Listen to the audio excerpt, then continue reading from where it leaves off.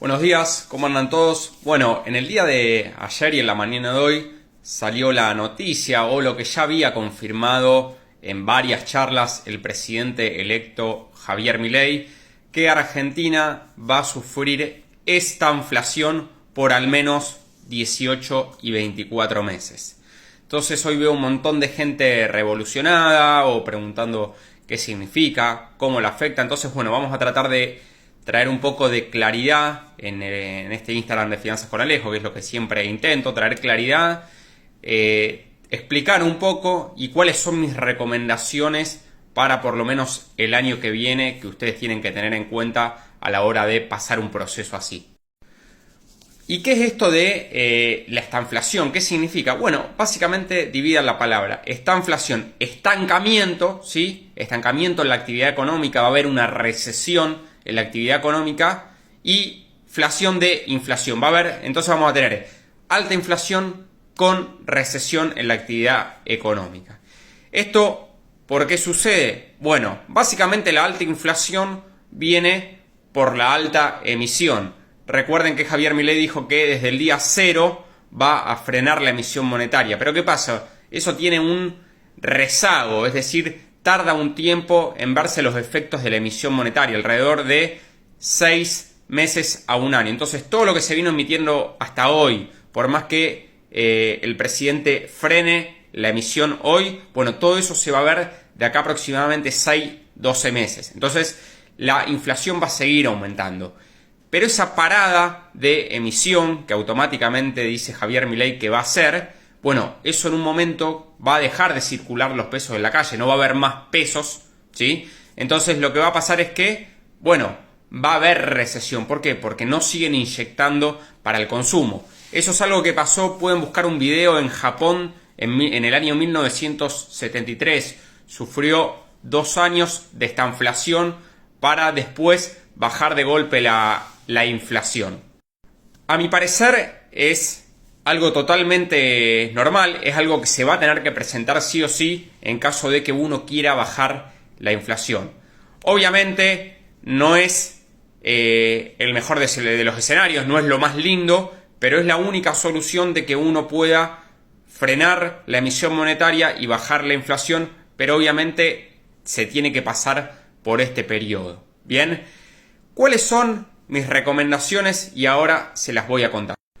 Obviamente esto se va a sentir en el empleo, se va a sentir en los salarios y probablemente un poco en la pobreza. Por eso él dice, no, probablemente no, seguramente se va a sentir en la pobreza. Por eso dice que el único gasto que va a seguir, o sea, la única canilla que va a seguir abierta es la de la ayuda a los pobres. Entonces, ¿cuáles son las recomendaciones que tenemos que tener para el próximo año, por lo menos? Para cada persona que quiera, o por lo menos cuáles son mis recomendaciones para pasarla lo mejor posible. Esto sin miedo a que vaya a ser un caos, no, nada. A ver, es una crisis más que uno, pero lo bueno es que estamos prevenidos. Entonces, mejor prevenir que curar después. Entonces, mis recomendaciones básicamente son, primero, no meterse en proyectos que puedan comprometer que haya que pagar todo el tiempo algún tipo de cuota. ¿Por qué? Porque obviamente va a ser un momento de incertidumbre,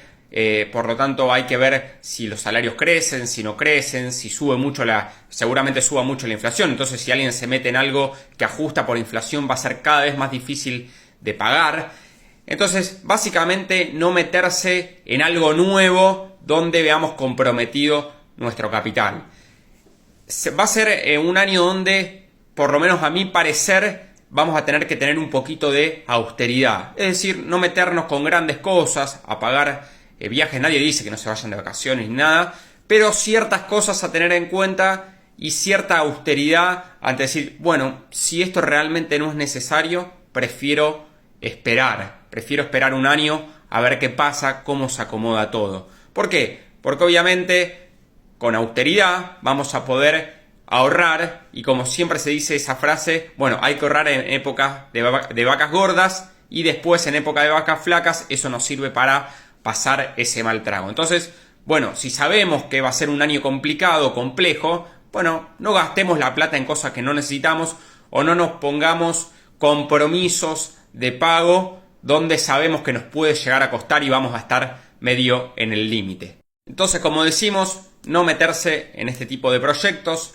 ser austeros, y a la hora de ahorrar es lo más importante, ¿sí? Tratemos de ahorrar lo más que se pueda, obviamente en moneda dura por el tema de la inflación alta, y ese dinero invertirlo, ¿bien?